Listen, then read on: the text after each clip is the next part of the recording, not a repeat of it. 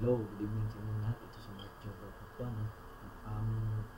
Quick, quick training natin ito para sa ganito. Ituturo ko sa inyo ang isang ultimate formula to prosperity. Kung tanong ko lang sa iyo, nahihirapan ka bang kitain yung gusto mong kitain? Nahihirapan ka bang kunin yung mga goals mo? Nahihirapan ka bang kahit nag-take ka na ng action, ng massive action, parang sobrang hirap pa rin yung goal na ma-achieve. Sobrang hirap pa rin parang yung success ay parang hindi ka tinitingnan.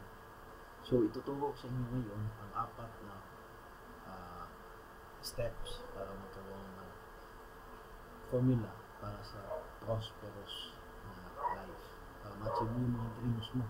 So number one ay you need to have a clear outcome. You need to have a clear outcome or clear goal, specific goal. So for example, yung gusto mong outcome yumaman. Yung goal mo yumaman. Pero tanong, magkano ba yung gusto mong kitain? Magkano ba yung specific na income para masabi mo mayaman ka na? So dapat magkaroon ka ng specific na outcome, magkaroon ka ng specific na magkano talaga yung gusto mong kitain. So kung meron ka namang goal, meron ka namang gusto mong kitain, for example sa isang tao na yung gusto mong magkaroon ng 1,000,000, pero hindi naman pwede naman yun, pero para mas maging focus ka, para everyday magiging focus ka talaga, magtitake ka talaga ng action para makuha mo yung 1,000,000, i-break down mo yun in a monthly basis. So kung 1,000,000 na gusto mong kitain, yung monthly income goal mo ay 83,333 pesos at 33 cents para makuha mo yung 1,000,000 sa isang taon. Kung gusto mo ng bahay, dapat may clear vision ka kung anong bahay. 1 story ba? 2 story o 3 story? Gano'n kalaki? Anong kulay? Yung mga ganun. Dapat magkaroon ka ng specific na outcome.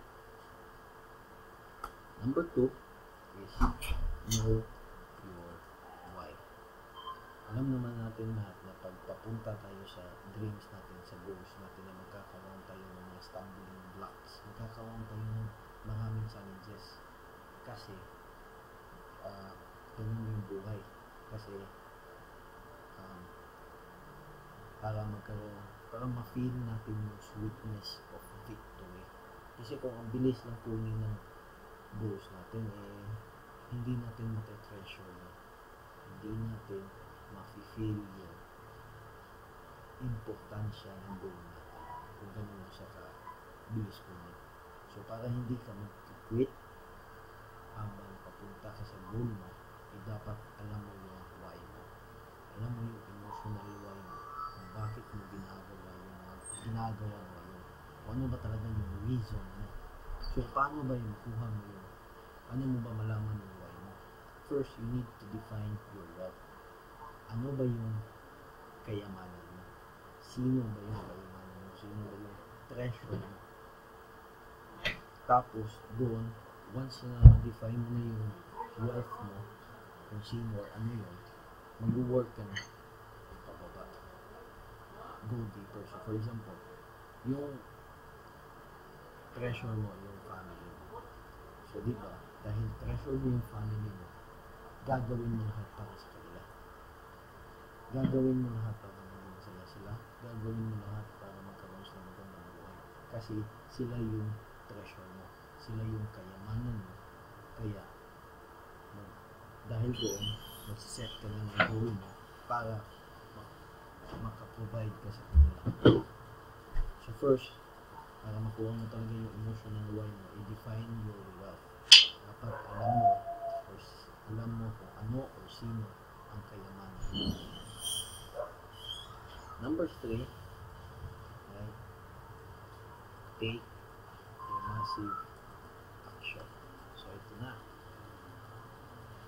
Nagbasa ka ng aklat, nag-attend ka ng seminars, nag-attend ka ng webinars, kasi gusto mo makuha yung goal mo. nag-goal ka na. Alam mo na yung why mo. Specific na yung goal mo. Kaya nag-attend ka ng mga webinars. Eh ngayon, pinuho doon ang mga gagawin mo. Pero, hindi mo ginawa agad. Kasi, yun nga, dami mo reasons. Dahil busy ka, wala kang oras. Kasi nag-work ka, may trabaho ka pa sa umaga. Tapos, ano na lang nangyayari, baka wala ka ng oras. Kung ganun yung reason mo ngayon, paano na kaya sa mga susunod na buwan, hanggang sa susunod na taon, hanggang sa mga taon na nililipas pa? Kung hindi ka mag-take ng action, wala kang gagawin ngayon. Kung alibay ang mga sinasabi mo, walang mangyayari sa goal. Hindi mo ma-achieve yung goal mo kung hindi ka mag-take ng action.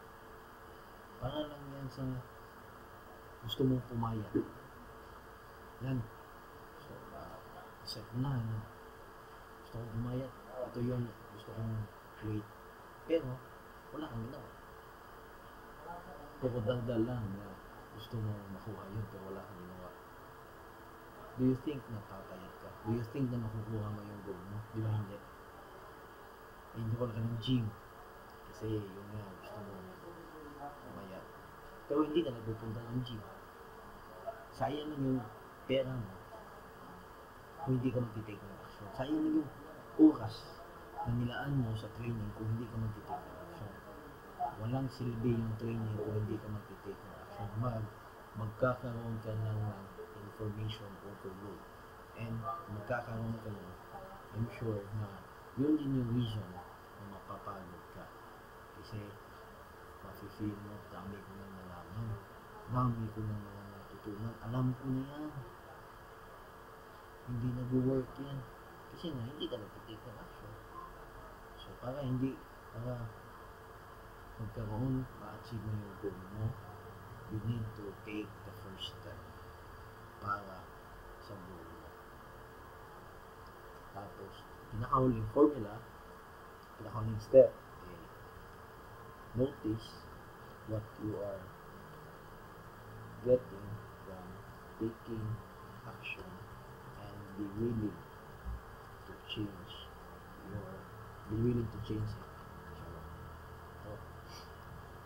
Mag-take ka na ng action. Kasi sobrang power na. Sobrang motivated ka para ma-achieve mo yung goal mo. Mag-take ka ng action pero hindi ka naging successful sa first attempt mo. Huwag kang mag-quit. Kailangan lang matutunan mo kung ano ba yung pagkakamali mo at i-correct mo. So, ganun din yung sa gospel. Share ko lang sa inyo. So, sa gospel, nag-lista silang St. Peter. Tapos nakita sila ni Jesus. Sabi ni Jesus, lower down your net. Tapos sabi ni Peter, ilang oras na silang nangingisda pero wala silang nakuha isda. Pero sinabi ni Jesus na lower down your net, nang ginawa niya yun, muntik na napunit yung fishing net nila sa daming isda na nakuha nila. So ano bang analogy doon? Ang analogy doon, huwag kang mag-quit, pero you have to be willing to change your strategy. So, kung ginagawa mo sa business mo, nagbibigay ng flyers, hindi naging successful. So, mag-change strategy ka para hindi din masayang yung oras at pera mo. Change strategy ka, magpaturo ka, mag-research ka, alamin ba yung tamang strategy. Be willing to innovate yourself. Be willing to change. Kaya nga, kailangan mo magbasa ng aklat palagi, attend ng mga seminars para mas marami kang matututunan, marami kang mga strategies na matatry. Kasi kung alam mo na hindi nag-work ito, kung wala ka pa rin ginawa, masasayang na talaga yung oras at pera mo. Kasi hindi na nag-work yung strategy na yun. Kailangan mo lang mag-change. Kaya nga, sa TV commercials, makikita mo, paiba-iba yung mga advertisement na iniiba nila. Kasi they're trying to innovate kung sa ano ba talaga yung mas kikita sila. So, ganun din yung gagawin mo. Take ka ng action, pero kailangan mo i-monitor kung ano na bang nangyayari sa action na yan. Kung hindi yan naging successful, change mo. Alamin mo kung saan yung part na hindi naging successful, tapos yun yung ibahin mo ng strategy. Yung okay na naman, pagpatuloy mo, pero gawin mo din ng panibago. Innovate. Testing ka lang ng testing. Kasi mas marami kang matututunan ng mga strategies kung gano'n. Mas marami kang makukuhang mga knowledge. Ganito pala. So by doing that, sa haba ng panahon, magkakaroon ka na ng mas madaling paraan kung paano ba talaga makuha mo yung goal mo. So, yun na ang ultimate formula to prosperity. And I hope marami kayong natutunan sa video training na ito. And kung nagustuhan nyo ang training na ito, mag-comment kayo, share, or like this video. And kung gusto nyo naman makasama sa isang free webinar naman, every 2 schedules yun, for Monday to Friday, 9 p.m.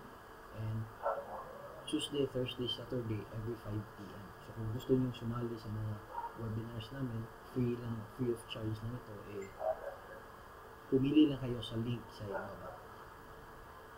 And for more training as well from me, check na lang yung blog ko na lalagay ko din sa ibaba yung link. Once again, this is Mark Gilbert Tuanon, and have a